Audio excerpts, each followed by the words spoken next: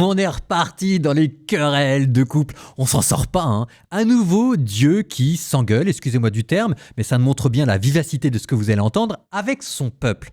Mais il y a une différence. Si vous avez bien suivi, c'est que d'habitude, quand Dieu se dispute avec son peuple, c'est parce qu'il a des choses à lui reprocher, parce qu'il est idolâtre, parce qu'il est injuste, parce qu'il ne croit pas dans la calamité à venir, parce que Dieu en a ras-le-bol et qu'il va tout détruire. Sauf que là, c'est parce que cette fois-ci, le peuple ne croit pas dans la restauration et la consolation à venir. Et là, la querelle de couple, c'est le mari qui dit à sa femme « Mais si, je te jure, ça va bien se passer !» Et la femme qui ne le croit pas. Parce qu'en fait, il y a un petit humour caché quand même derrière. C'est plus la colère pour la colère. Vous sentez la petite ironie, la petite tendresse masquée. Donc on a dit que Dieu maintenant voulait consoler son peuple et que pour cela, il a amené un nouveau conquérant venu de l'Est, mais qui effraie le peuple qui n'y croit pas. Donc Dieu a dit ce qu'il avait en tête, il a dit mais non, mais en fait derrière il y a un plan dans le plan, derrière le serviteur il y en a encore un autre à venir, celui-là vous allez l'adorer. C'était notre premier chant du serviteur. Et maintenant, chapitre 43, Dieu reprend, mais maintenant, ainsi parle le Seigneur d'Israël, lui qui t'a créé Jacob et t'a façonné Israël, ne crains pas, je t'ai racheté, je t'ai appelé par ton nom. Tu es à moi. Donc, Dieu, après avoir dévoilé tout ce qu'il avait en tête, dit maintenant à Israël, ben voilà, t'as pas besoin d'avoir peur, ne crains pas. Israël est pas du tout rassuré. Du coup, ça énerve Dieu. C'est pas moi que tu as invoqué, Jacob, car tu t'es fatigué, tu ne m'as pas apporté de petit bétail, tu ne m'as pas glorifié. C'est moi qui efface tes crimes à cause de moi-même. D'une certaine manière, c'est Dieu qui est obligé de s'énerver aussi fort qu'auparavant pour arriver maintenant à rassurer Israël. Isaïe 43-44.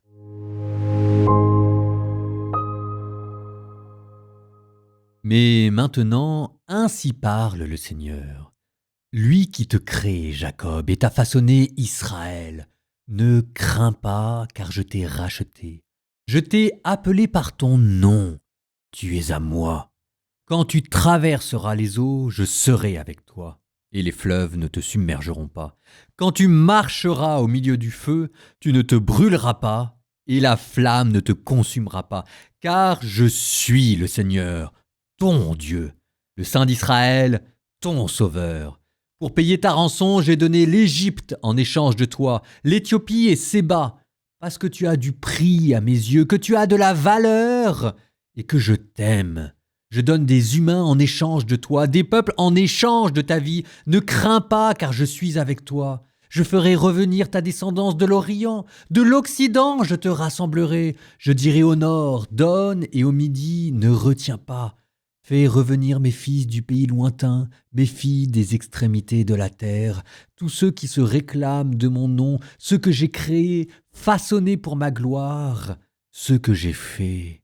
Faites sortir le peuple aveugle qui a des yeux, les sourds qui ont des oreilles. Toutes les nations sont rassemblées, les peuples sont réunis.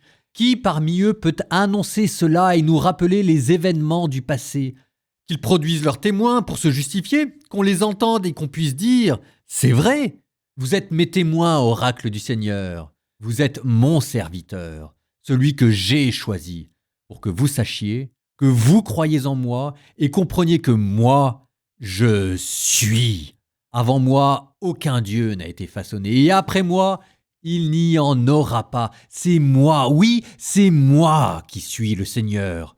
En dehors de moi, pas de sauveur. C'est moi qui annonce, qui sauve et qui proclame, et non un Dieu étranger parmi vous. Vous êtes mes témoins, oracle du Seigneur, et moi, je suis Dieu. Oui, depuis toujours, moi, je suis. Personne ne délivre de ma main. Ce que je fais, qui s'y opposera ? Ainsi parle le Seigneur, votre Rédempteur, le Saint d'Israël, en votre faveur. J'envoie une expédition à Babylone. Je fais tomber tous les verrous et les vaisseaux des Chaldéens retentissent de leurs cris. Je suis le Seigneur, votre Dieu saint, le Créateur d'Israël, votre roi. Ainsi parle le Seigneur, lui qui fit un chemin dans la mer, un sentier dans les eaux puissantes, lui qui mit en campagne des chars et des chevaux, des troupes et des puissants guerriers, les voilà tous couchés pour ne plus se relever. Ils sont éteints, consumés comme une mèche. Le Seigneur dit « Ne faites plus mémoire des événements passés, ne songez plus aux choses d'autrefois. Voici que je fais une chose nouvelle, Elle germe déjà, ne la voyez-vous pas? Oui, je fais passer un chemin dans le désert, des fleuves dans le lieu aride. Les bêtes sauvages me rendront gloire, les chacals et les autruches, parce que j'aurai fait couler de l'eau dans le désert, des fleuves dans les lieux arides, pour désaltérer mon peuple, celui que j'ai choisi, ce peuple que je me suis façonné, redira ma louange. Ce n'est pas moi que tu as invoqué, Jacob, car tu t'es fatigué de moi, Israël. Tu ne m'as pas apporté de petit bétail pour l'Holocauste. Tu ne m'as pas glorifié par des sacrifices. Et je ne t'ai pas asservi en réclamant des offrandes. Je ne t'ai pas fatigué en réclamant de l'encens. Tu n'as rien dépensé pour m'offrir des aromates. Tu ne m'as pas rassasié de la graisse de tes sacrifices. Au contraire, tu m'as asservi par tes péchés. Tu m'as fatigué par tes fautes. C'est moi. Oui, c'est moi qui efface tes crimes à cause de moi-même. De tes péchés, je ne vais pas me souvenir. Fais-moi un procès. Nous comparaîtrons ensemble. Plaide toi-même pour te justifier. Ton ancêtre Jacob a péché. Tes porte-paroles se sont révoltés contre moi. Alors, j'ai dû retirer leur dignité aux princes consacrés. J'ai livré Jacob à l'anathème, Israël au sarcasme. Et maintenant, écoute-moi, Jacob mon serviteur, Israël que j'ai choisi. Ainsi parle le Seigneur qui t'a fait, qui t'a façonné dès le sein maternel et reste ton appui. Sois sans crainte, Jacob mon serviteur, Israël que j'ai choisi. Je répandrai l'eau sur ce qui est assoiffé, des ruisseaux sur la terre desséchée. Je répandrai mon esprit sur ta postérité, ma bénédiction sur tes descendants. Ils grandiront comme un pré verdoyant, comme un peuplier au bord des eaux courantes. Moi, je suis au Seigneur, dira celui-ci, et celui-là se réclamera du nom de Jacob. Un autre encore écrira sur sa main, je suis au Seigneur, et il prendra le nom d'Israël. Ainsi parle le Seigneur, le roi d'Israël, son Rédempteur, le Seigneur de l'univers. Je suis le premier, et je suis le dernier. Hors moi, pas de Dieu. Qui est comme moi? Qu'il prenne la parole, qu'il annonce et m'expose ce qu'il en est.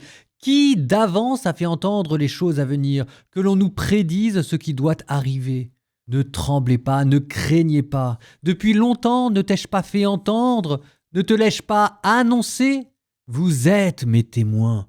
Y a-t-il un Dieu en dehors de moi? Il n'en est pas d'autre rocher. Je n'en connais pas. Ceux qui façonnent des idoles ne sont tous que néants. Leurs œuvres préférées ne servent à rien. Ce sont des témoins aveugles et sans intelligence. Aussi seront-ils couverts de honte. Quelqu'un va-t-il façonner un dieu ou fondre une idole qui ne sert à rien? Voici tous ces adeptes couverts de honte. Les artisans ne sont que des humains, qu'ils se rassemblent tous, qu'ils comparaissent ensemble, ils trembleront, ils seront couverts de honte.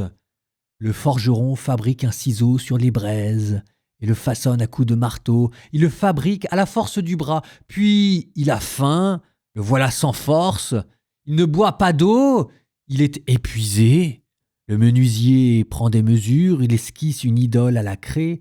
Il la travaille à la gouge, il l'esquisse au compas. Il la travaille en prenant pour modèle un homme, la beauté d'un être humain afin qu'elle habite une maison. Il a débité des cèdres. Il a pris du rouvre et du chêne, qu'il a laissé croître parmi les arbres de la forêt. Il a planté un pin que la pluie fait grandir. Pour l'homme, c'est du bois à chauffer. Il le prend pour se chauffer. Il le brûle aussi pour cuire son pain. Il en fabrique aussi un dieu. Et il se prosterne. Il en fait une idole et il s'incline devant elle.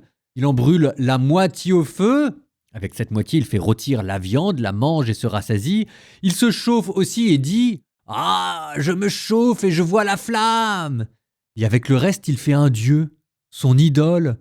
Et il s'incline et se prosterne devant elle. Il l'implore, il dit « Délivre-moi, car tu es mon Dieu !» Ils ne savent pas et ne discernent pas. Leurs yeux sont empêchés de voir et leur cœur de réfléchir. Nul ne rentre en soi-même, nul n'a besoin de savoir ni de discernement pour se dire « J'en ai brûlé la moitié au feu, j'en ai aussi fait cuire du pain sur les braises, j'ai rôti de la viande et je l'ai mangée, et du bois qui reste, je ferai une abomination. Je m'inclinerai devant un morceau de bois. Celui qui se repaît de cendres, son cœur abusé l'égare. Il ne se délivrera pas lui-même et ne dira pas « N'est-ce pas un leurre que j'ai en main ?» Souviens-toi de ceci, Jacob. Toi, Israël, tu es mon serviteur. Je t'ai façonné. Tu es pour moi un serviteur. Israël, je ne t'oublierai pas.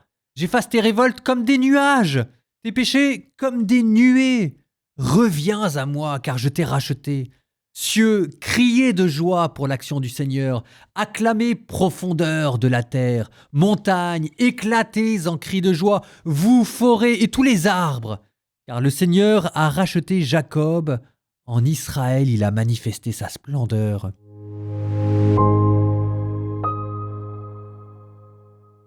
Alors, le temps est court et les chapitres sont longs. J'attire votre attention sur la critique de l'idolâtrie qui était faite. On peut se demander qu'est-ce qu'elle vient faire là, c'est comme un cheveu sur la soupe. Ça vous rappelle deux choses. Un, que les dieux des nations ne valent rien et que si jamais il y a bien quelqu'un qui est capable de changer le cours de l'histoire, c'est Dieu. Lui, c'est pas une idole. Et on va voir ce qu'on va voir. Et deux, ce que ça vous rappelle, de manière toujours ironique, c'est que de la même manière que ce sont les hommes qui ont façonné des idoles, c'est de la même manière que Dieu a façonné Israël. Israël, d'une certaine manière, est une idole, au sens d'une vanité, de quelque chose qui ne vaut rien parce qu'elle a été créée toute pièce, ce qui n'empêche pas Dieu d'aimer ce peuple que lui-même a façonné.